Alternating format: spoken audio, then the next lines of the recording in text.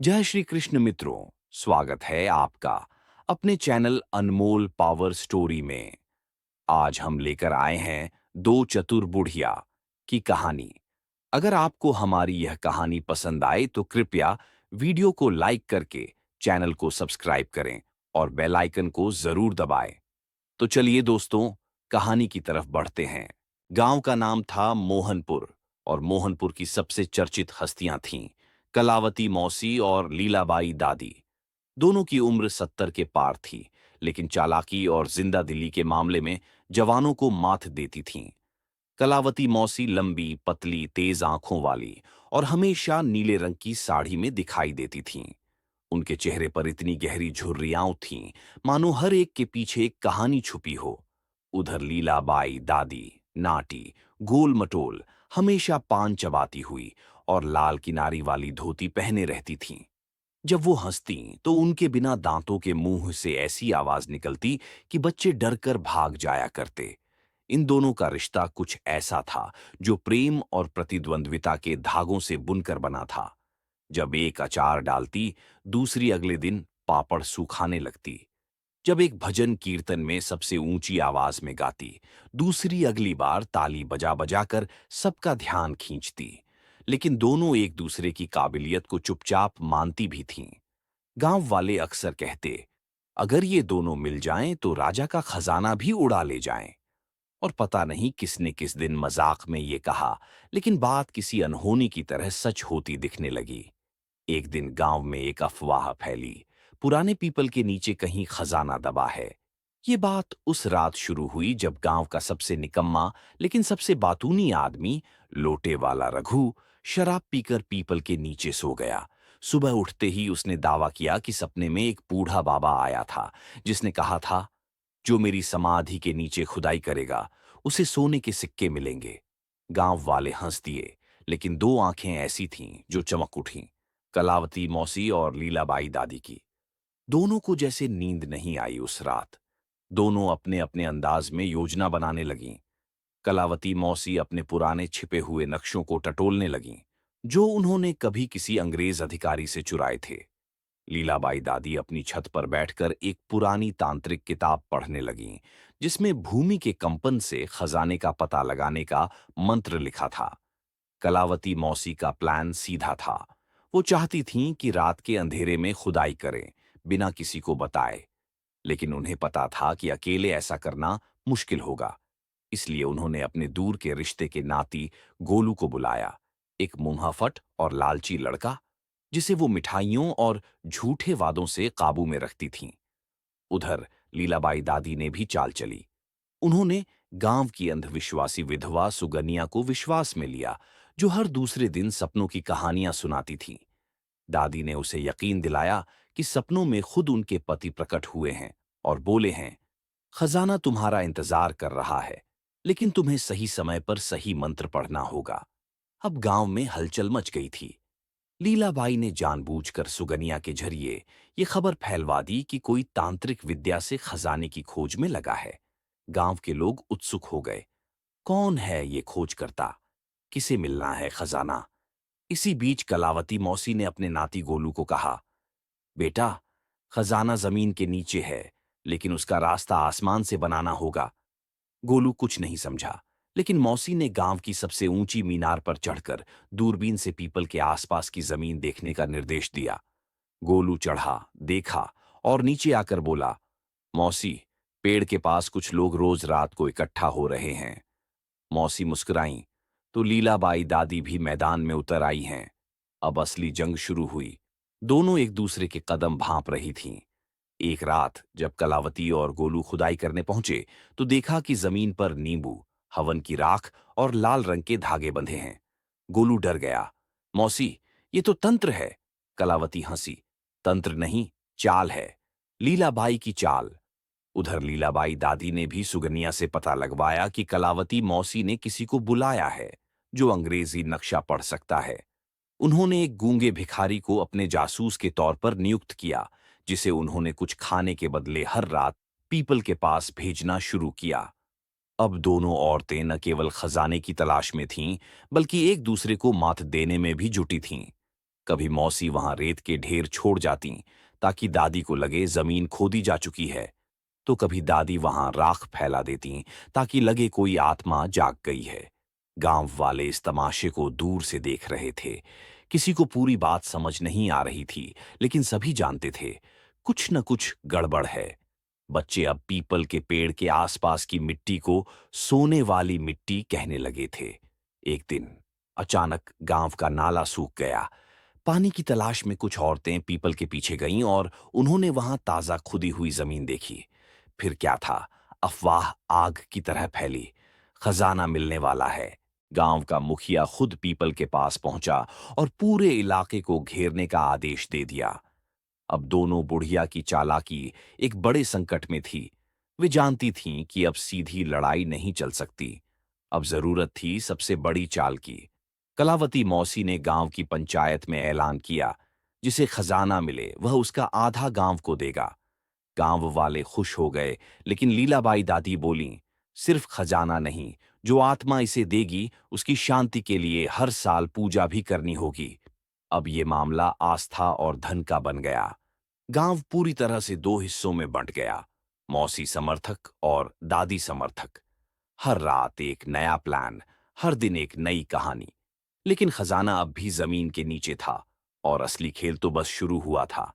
गांव के हर कोने में अब एक ही बात थी, पीपल के नीचे खजाना दबा है। लेकिन खजाने से ज्यादा लोगों की नजरें अब उस नाटकीय मुकाबले पर टिक गई थीं जो दो बुजुर्ग औरतों के बीच चल रहा था। इस बीच लीलाबाई दादी ने एक नई चाल चली। एक दिन सुबह सुबह वो अपनी छत पर बैठकर जोर जोर से गा रही थीं, मेरी गाय जादुई है, दूध उसका पीला है, सोने सा भारी, और किस्मत वाला पिएगा। गांव के कुछ लोग जो सामने से गुजर रहे थे चौंक गए। किसी ने पूछा, दादी ये क्या गा रही हो? लीलाबाई ने आंखों को सिकोड़ते हुए रहस्यमयी मुस्कान के साथ जवाब दिया, अरे बेटा क्या बताऊं, भगवान ने कृपा की है। मेरी कमला गाय अब सोने का दूध देने लगी है। कल रात ही देखा, बिल्कुल पीला चमकदार और गाढ़ा दूध निकला। कुछ देर में ये खबर पूरे गांव में फैल गई। बच्चे तक गा रहे थे, दादी की कमला गाय देती है सोना भाई। लोग दादी के दरवाजे पर जमा होने लगे। दादी ने कमला गाय को रेशमी कपड़े से ढक दिया और हर किसी को दूर रहने का आदेश दिया। ये कोई साधारण गाय नहीं है, उन्होंने ऐलान किया। इसके सामने ज्यादा बोलोगे तो तुम्हारे दिमाग से ज्ञान भाग जाएगा। अब कलावती मौसी को जैसे करंट लग गया हो। उन्होंने सुना तो माथा पकड़ लिया। अरे, ये औरत तो अब पगला गई है या फिर गांव को पागल बना रही है। मौसी जानती थीं कि ये सब लीलाबाई की कोई चाल है, लेकिन अगर वक्त रहते इसका पर्दाफाश न किया गया तो गांव वाले उसकी पूजा शुरू कर देंगे और खजाने की खबर भूल जाएंगे। मौसी ने तुरंत गोलू को बुलाया, बेटा काम शुरू कर, हमें कमला गाय की हकीकत जाननी है। गोलू बोला, लेकिन मौसी अगर दादी सच कह रही हो तो? मौसी ने तमतमाते हुए जवाब दिया, सच तो यही है कि ये सब झूठ है, और झूठ अगर खुल न पाए तो वो सच बन जाता है। रात को मौसी और गोलू काले कपड़े पहनकर चुपचाप दादी के घर के पीछे पहुंचे। दोनों ने दीवार पर लगे आम के पेड़ पर चढ़कर झांका। अंदर आंगन में कमला गाय आराम से जुगाली कर रही थी। पास ही बैठी थी सुगनिया, जिसकी गोद में कुछ चमचमाते हुए पीले कटोरे थे। मौसी फुसफुसाई, ये क्या है? दूध? गोलू आंखें चौड़ी करते हुए बोला, मौसी ये तो हल्दी मिला पानी लग रहा है। मौसी हंसी नहीं रोक सकी। समझ गई मैं। दादी ने कमला को कुछ नहीं पिलाया, सिर्फ गांव वालों की आंखों में हल्दी घोली है। उन्होंने उसी वक्त योजना बनाई। अगली सुबह ही गांव वालों को सच्चाई बताई जाएगी। लेकिन चालाकी का खेल यहीं खत्म नहीं हुआ। अगली सुबह जब गांव वाले फिर दादी के घर दूध का चमत्कार देखने पहुंचे, तभी कलावती मौसी ने भीड़ में से आवाज लगाई, मैं आज ये दूध पीकर दिखाऊंगी। अगर ये सचमुच सोने का दूध है तो मुझे सोने जैसा तेज मिलेगा। अगर झूठ है तो लीलाबाई को पूरे गांव से माफी मांगनी होगी। गांव सन्न हो गया। दादी हड़बड़ा गईं, लेकिन उनके चेहरे पर कोई शिकन नहीं आई। उन्होंने मुस्कुराते हुए कहा, पी लीजिए मौसी जी, लेकिन ध्यान रहे इस दूध में देवताओं की शक्ति है। झूठे दिल वालों को झटका लग सकता है। मौसी ने कटोरा उठाया, लेकिन जैसे ही उसने पीने की कोशिश की, तभी बिजली की तरह कुछ हुआ। कमला गाय ने जोर से रंभाया और सीधा अपनी पूंछ से मौसी के हाथ पर तमाचा जड़ दिया। दूध का कटोरा गिरा और पीला तरल उनके चेहरे पर फैल गया। लोग डर से चीख उठे। मौसी की आंखें जलने लगीं और वो वहीं जमीन पर गिर पड़ी। गोलू दौड़ा। मौसी, आप ठीक हैं? मौसी ने आंखें मलते हुए कहा, ये ये हल्दी है। ये दूध नहीं, ये हल्दी और घी का घोल है। गांव वाले चौंक गए, लेकिन इससे पहले कि वे कुछ पूछते, लीलाबाई दादी ताली बजाकर बोलीं, अरे बाप रे! मैंने पहले ही कहा था, जिनके दिल में ईर्ष्या है, कमला उनको झेल नहीं सकती। सभी मौसी को घूरने लगे। कलावती की चाल उन्हीं पर उलटी पड़ गई थी। वो सच्चाई उजागर करना चाहती थीं, लेकिन खुद ही दादी की कहानी को सच साबित कर बैठीं। अब गांव वालों की आंखों में दादी देवी बन चुकी थीं और मौसी एक जलन से भरी वृद्धा जो गाय की चमत्कारिक शक्ति को न मान सकी। रात को जब मौसी घर लौटीं, उन्होंने अपने माथे पर लगे पीले घोल को पोंछते हुए बुदबुदाया, इस बार तो हार गई लीलाबाई, लेकिन खेल अभी खत्म नहीं हुआ। खजाना भी बाकी है और मेरी अगली चाल भी। और वहीं अंधेरे कोने में बैठी कमला गाय अपने चारों खुरों से जमीन खुरच रही थी, मानो कुछ छुपा रही हो। गांव में एक समय ऐसा भी आया जब खजाने की बातें धीरे धीरे दबने लगी थीं। लीलाबाई दादी की सोने की दूध वाली कमला गाय ने गांव वालों का ध्यान पूरी तरह भटका दिया था। लेकिन दो औरतें थीं जो कभी न हार मानती थीं, कलावती मौसी और लीलाबाई दादी। एक शाम जब सूरज ढल रहा था और आकाश नीला से केसरिया हो रहा था, तभी चौपाल में बैठे एक बुजुर्ग ने पुराने जमाने की एक कहानी सुनाई। पीपल के पीछे जो टूटा फूटा कुआं है ना, वो भूतिया कुआं कहलाता था। कहते हैं उसमें कोई राज छुपा है जो कभी कभी रात को खुद ब खुद रोशनी देता है। और किसी जमाने में वहां से एक पोटली निकली थी जिसमें सोने के सिक्के थे। ये बात जैसे ही कलावती मौसी के कानों में पड़ी, उन्होंने अपनी आंखें ऐसे चमकाईं जैसे किसी बच्चे को लड्डू दिख जाए। दूसरी ओर लीलाबाई दादी जो बगल में बैठी थीं, उन्होंने झट से खांसी का नाटक किया और बड़बड़ाईं, भूतिया कुआं, उसी में छुपा है असली खजाना। लेकिन कोई पहुंच नहीं पाया। दोनों औरतें उसी वक्त समझ गईं, अब अगली जंग उस कुएं पर होगी। रात के तीसरे पहर जब पूरा गांव सो रहा था, तब दो परछाइयां चुपचाप उस सूखे टूटी हुई ईंटों से घिरे कुएं के पास पहुंचीं। एक के हाथ में टटोलने वाली लालटेन थी और दूसरी के पास थी एक पुरानी किताब जिसमें कुछ रहस्यमयी संकेत थे। लेकिन दोनों परछाइयों को नहीं पता था कि वे अकेली नहीं थीं। कलावती मौसी भूत की वेशभूषा में थीं, सफेद साड़ी, उलझे बाल और चेहरा छूने से पुता हुआ। वहीं दूसरी तरफ लीलाबाई दादी भी भूत बनी थीं, एक लाल आंखों वाला रबर का मुखौटा जो उन्होंने अपने नाती से खिलौनों की दुकान से मंगवाया था। दोनों कुएं के पास एक दूसरे को पहचान नहीं पाईं।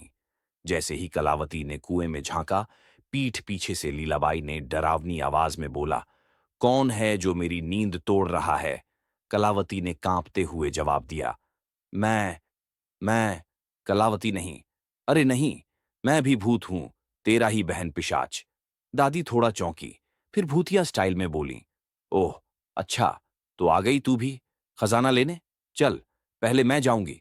अब दोनों भूतों को शक हुआ कि सामने वाला असली भूत नहीं है। दादी ने एक पत्थर उठाया और बोली, अगर तू असली भूत है तो इस पत्थर से तुझे चोट नहीं लगेगी। मौसी बोली, बिल्कुल, मारो। जैसे ही पत्थर चला, कलावती चीख कर एक झाड़ी में गिर पड़ी। दादी हंसने ही वाली थीं कि तभी झाड़ी में से एक तीसरी आवाज आई, एक ऐसी दबी दबी सी कराह जो न किसी औरत की थी न किसी मर्द की। कौन कौन मेरी नींद में खलल डाल रहा है? अब दोनों औरतों की हंसी गायब हो गई। उनके नकली भूत के अभिनय की पोल उस एक आवाज ने खोल दी। कुएं के अंदर से अचानक एक नीली रोशनी उभरी। दोनों औरतें सन्न, कुएं से एक धीमी धीमी परछाई ऊपर उठी, काले चोगे में लिपटी, बिना चेहरा, बिना शरीर, बस एक आकार।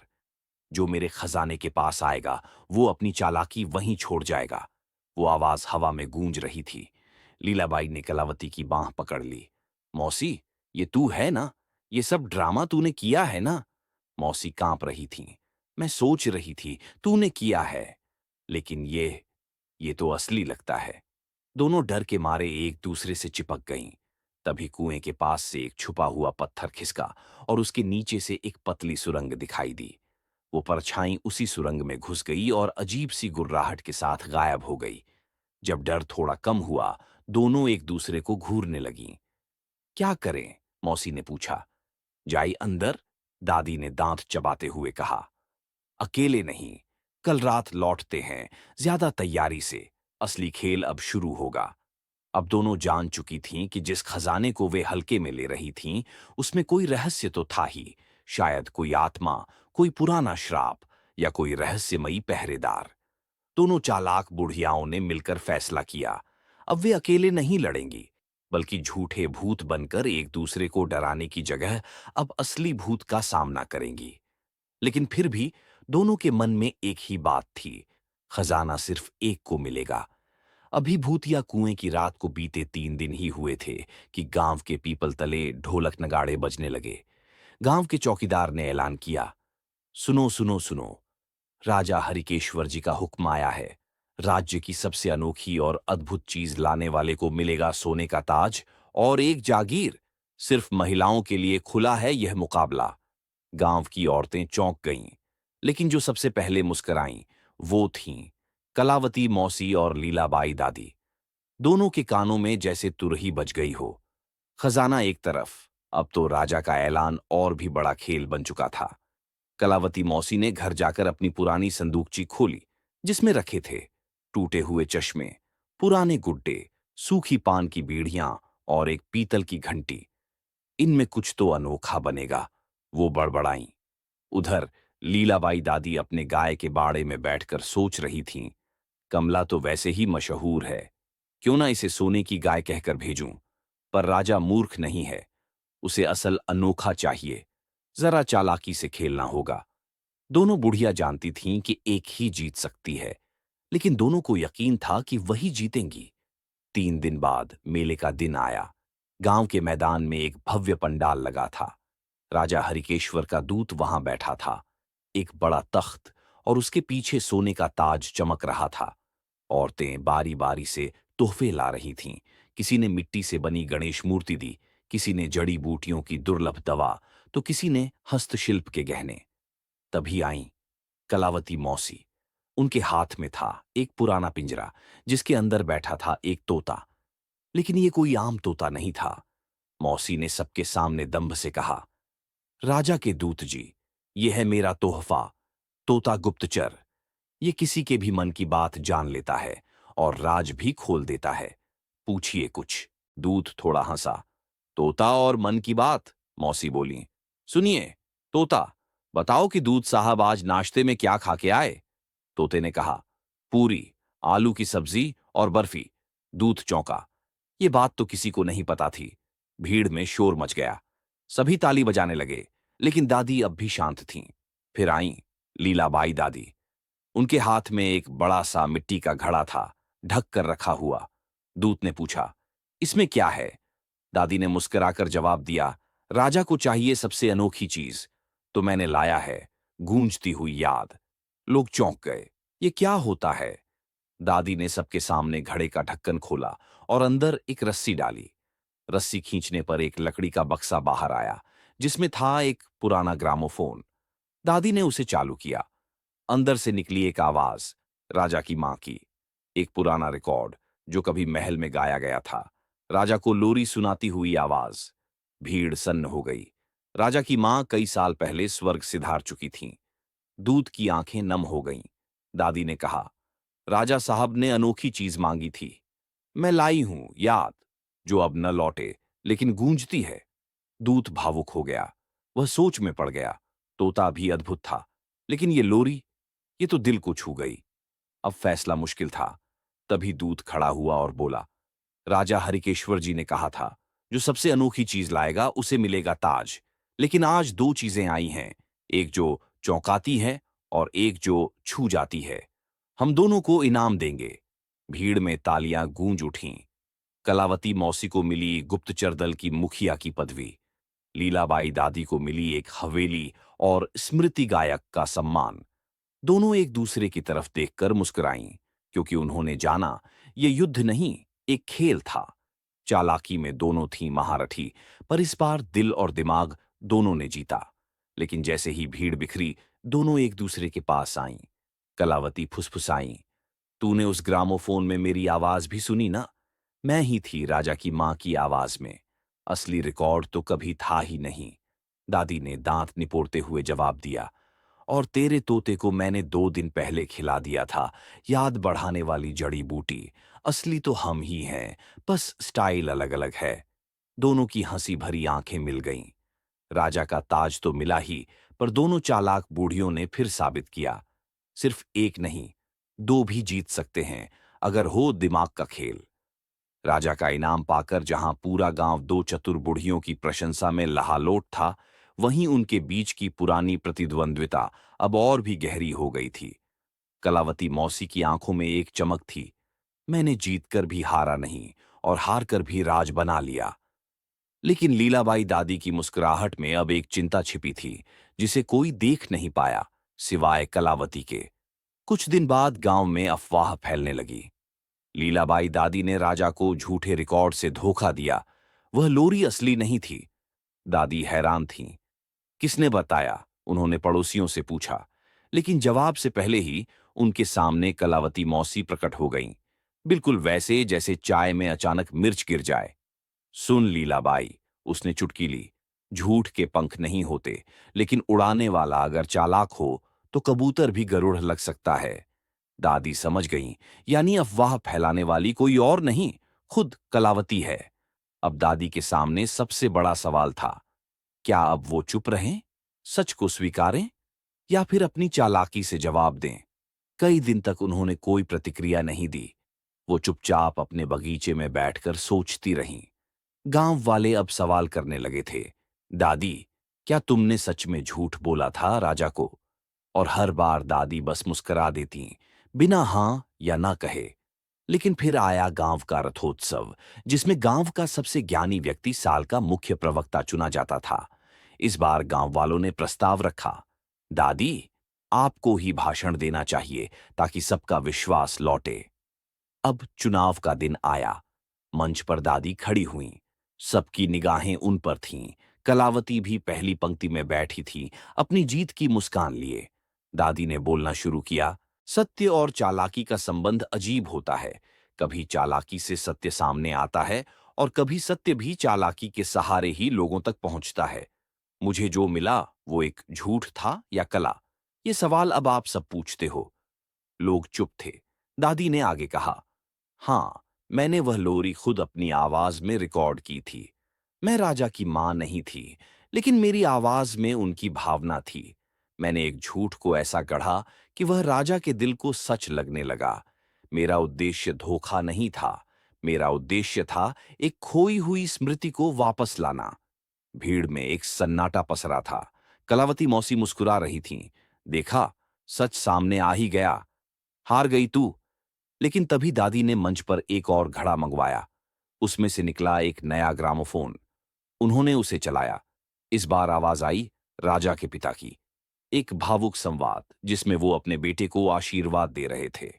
राजा के दूत, जो उसी समय गांव में उपस्थित थे, भावुक हो उठे। ये ये कैसे? दादी बोली। राजा की मां की आवाज नहीं थी, तो मैंने पिता की खोज शुरू की। महीनों पहले एक पुराना संत मिला, जिसने राजा के बचपन की एक दुर्लभ ध्वनि रिकॉर्ड मुझे दी। मैंने उसे सहेज कर आज लाया हूं। यह सत्य है, कोई चालाकी नहीं।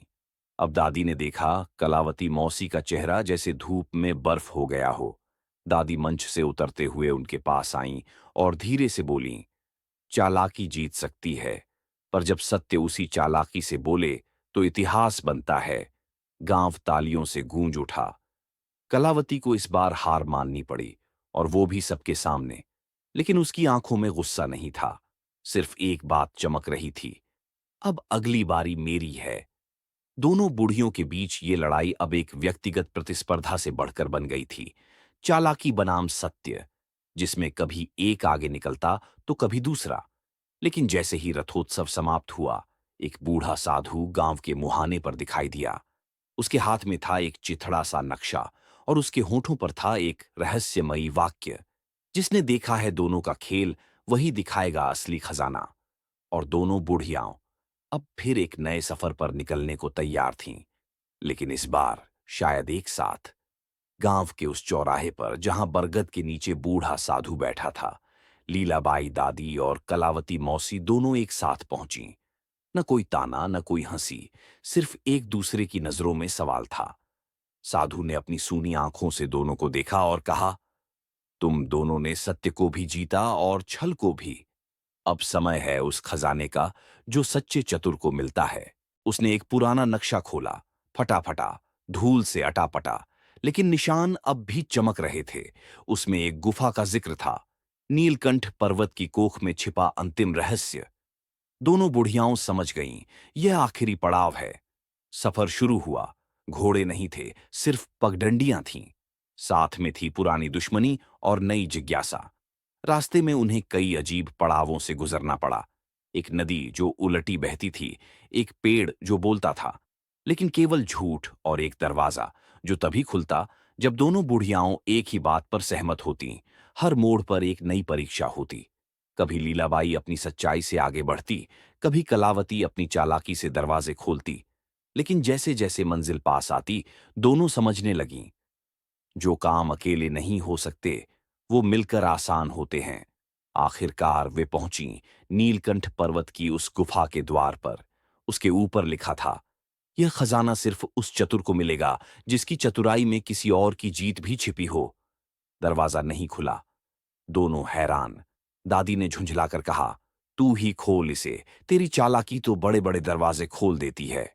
कलावती बोली, मेरी चालाकी अगर इतनी ही काबिल होती तो तू मेरे साथ यहां तक क्यों होती। कुछ पल चुप्पी रही, फिर दादी मुस्कुराई और पहली बार अपने मन की बात कही, तू मेरी सबसे बड़ी दुश्मन नहीं, सबसे बड़ी जरूरत रही है। कलावती हंसी, और तू मेरी सबसे पसंदीदा चुनौती। उन्होंने एक दूसरे का हाथ पकड़ा। जैसे ही दोनों ने साथ मिलकर दरवाजा छुआ, गुफा का द्वार धीरे धीरे खुल गया। अंदर अंधेरा था, लेकिन बीच में एक पीतल का संदूक रखा था। दोनों ने मिलकर खोला। उसमें सोना, चांदी, हीरे कुछ भी नहीं था। बस एक आईना और एक तख्ती पड़ी थी। तख्ती पर लिखा था, सच्ची चतुराई वो है जिसमें दोनों जीतें और कोई हारे नहीं। यही असली खजाना है। आईने में वे दोनों अपने अक्स को देखती रहीं, जुझारू, चालाक और अब थोड़ी सी समझदार। पीछे से गांव के कुछ लोग आ पहुंचे थे, जो उन्हें ढूंढते ढूंढते वहां तक आए थे। जब दोनों बुढ़ियाओं बाहर निकलीं, उन्होंने गांव वालों को कुछ नहीं बताया, बस वही तख्ती दी और कहा, अब ये गांव की धरोहर है। जो भी सबसे चतुर बने उसे ये पढ़नी चाहिए। गांव में एक नई कहावत बन गई, अगर दादी और मौसी साथ हों तो असंभव भी संभव है। धीरे धीरे कलावती मौसी और लीलाबाई दादी ने प्रतियोगिता से दोस्ती की ओर रुख किया। कभी साथ बैठकर पापड़ बेलतीं तो कभी बच्चों को कहानियां सुनातीं, बिल्कुल वैसी ही जैसी उनकी अपनी जिंदगी बन गई थी। गांव वालों ने बहुत कुछ सीखा उस दिन से। चतुराई का मतलब सिर्फ दूसरों को हराना नहीं होता, बल्कि सबको साथ लेकर चलना भी होता है। और इस तरह दो चतुर बुढ़ियाओं जो एक दूसरे को हराना चाहती थीं, अंत में मिलकर जीतीं। अगर आपको यह कहानी पसंद आई हो तो इसे लाइक और शेयर करें। हमारे चैनल अनमोल पावर स्टोरी को सब्सक्राइब करना ना भूलें और बेल आइकन को दबाएं ताकि आपको हमारी सभी नई कहानियों की जानकारी मिल सके। धन्यवाद। फिर मिलेंगे एक नई रोचक कहानी के साथ। जय श्री कृष्णा।